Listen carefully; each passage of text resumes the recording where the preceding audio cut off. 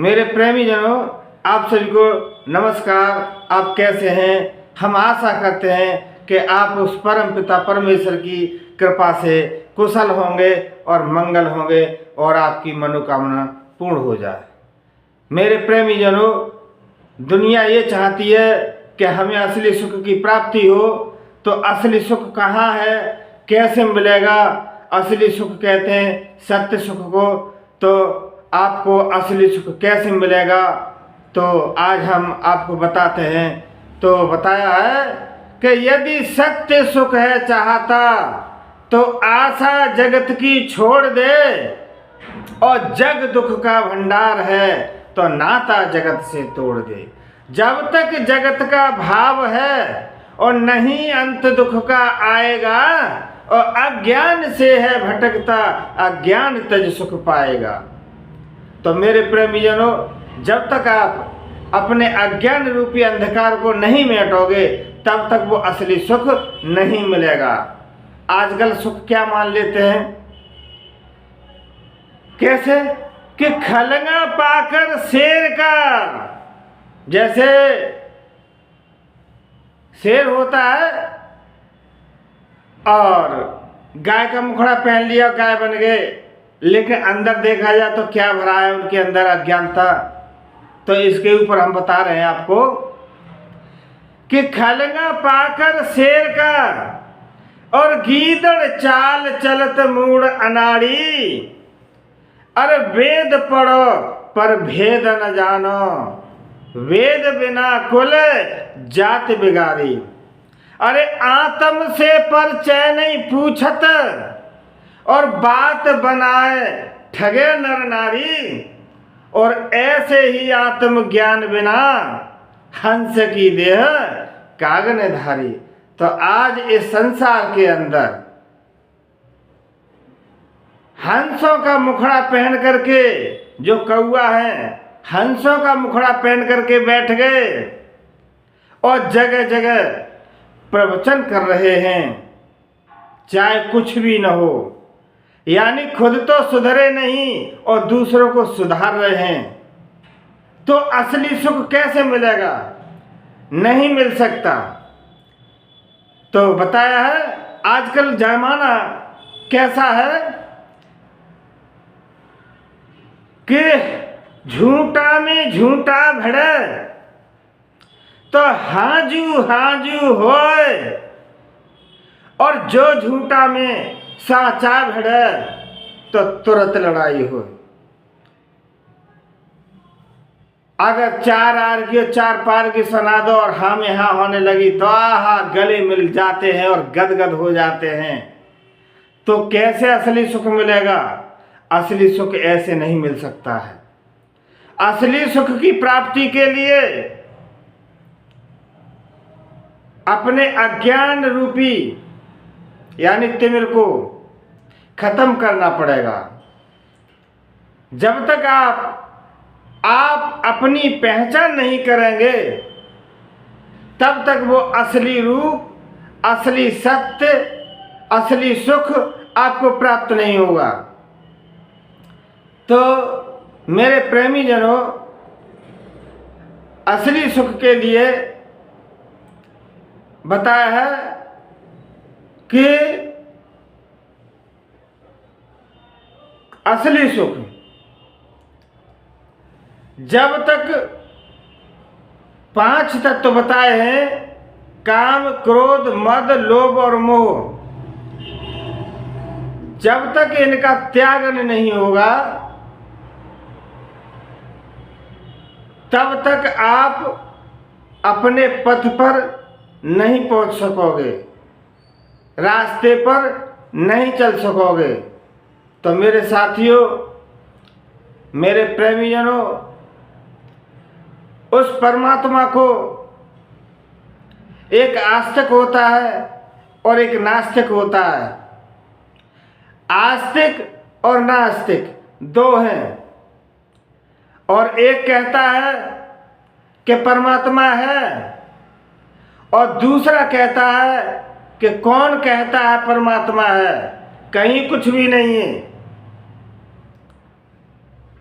तो मेरे प्रेमी जनों, बात तो दोनों की सत्य है, लेकिन बात परख करने की जरूरत है।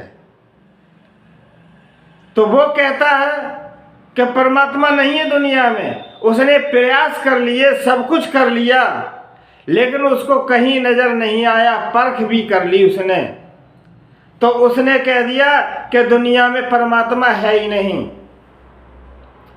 और एक ने, यानी लाखों करोड़ों में से एक आध ही ऐसा बिरला मिलता है जो कहता है कि परमात्मा तो है भाई, लेकिन तुम अच्छी तरीके से परख नहीं कर सके।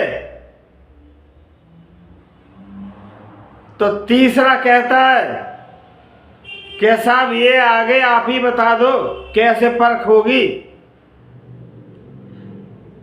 परमात्मा है तो कहाँ है। तो क्या बताया है, करे हाँ करी तो है नहीं, और ना करी ना जाए, और हाँ नाई के बीच में वह समर्थ रहा समाय। समर्थ कहते हैं जो कि सबको संभालने वाला है, वही परमात्मा है। तो आप मेरे वाक्यांशों को समझ गए होंगे, अर्थ को समझ गए होंगे कि परमात्मा तो है दुनिया में। तो जैसे एक फॉर एग्जाम्पल उदाहरण ले लिया, हमने ये कह दिया कि हमने किसी चीज को लेकर के खोज की, हमने प्रैक्टिकल किया। जैसे उदाहरण तौर पर हमने एक माचिस की तिल्ली ले ली, और माचिस की तिल्ली लेकर के हमने कहा, जिसने परखा उसने कहा कि इसमें दिव्य ज्योति है, इसमें अग्नि है, इसमें प्रकाश है। तो बोले दूसरा कि ये तो लकड़ी की सींक है, इस पर कुछ लगा हुआ है और इसमें कुछ भी नहीं है, क्योंकि उन्होंने परखा नहीं। और जिन्होंने परखा उन्होंने ये कह दिया कि इसमें अग्नि है, ज्योति है, प्रकाश है, ये चाहे तो दुनिया को जला सकती है और चाहे तो दुनिया को अग्नि प्रदान कर सकती है। उन्होंने दूसरा उदाहरण दिया कि दूध आया और हाथ से घुमाने लगे, कहने लगे इस दूध के अंदर घी है, इससे ज्योति जल सकती है, खुशबू आ सकती है, शरीर को जान देने वाली चीज है, इसके अंदर प्रकाश पैदा करने वाली है। और जिन्होंने इसका प्रैक्टिकल नहीं किया वो हाथ डाल करके ढूंढ रहे हैं और कह रहे हैं कि इसमें कुछ भी नहीं है, ये तो पानी जैसा है, दूध है, न इसमें घी है, न प्रकाश है, न उजाला है, इसके अंदर कुछ भी नहीं है। तो पहले वाले बोले अरे मेरे प्रेमी जनों, परख करने की जरूरत है, सब कुछ यहीं पर है, सुख भी यहाँ है और दुख भी यहाँ है।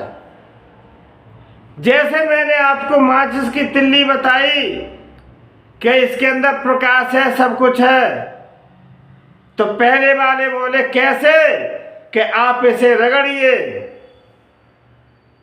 खोखा पर आप इसे रगड़िए। जब उन्होंने, जिनको ज्ञान नहीं था, उन्होंने माचिस की तिल्ली को उठाया और तिल्ली को इस तरीके से खोखा पर रगड़ा तो उसमें आग जल गई। तो रगड़ से रगड़ करोगे तब कुछ निकलेगा। बोले साहब ये तो बात मेरी समझ में आ गई कि हाँ इस माचिस की तिल्ली के अंदर प्रकाश भी है, अग्नि भी है, लेकिन मेरी बात एक समझ में नहीं आई कि इस दूध के अंदर प्रकाश कैसे हो सकता है, ये तो पानी है।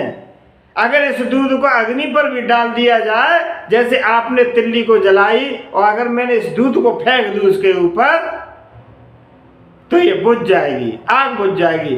तो इस पानी के अंदर, इस दूध के अंदर प्रकाश कैसे हो सकता है?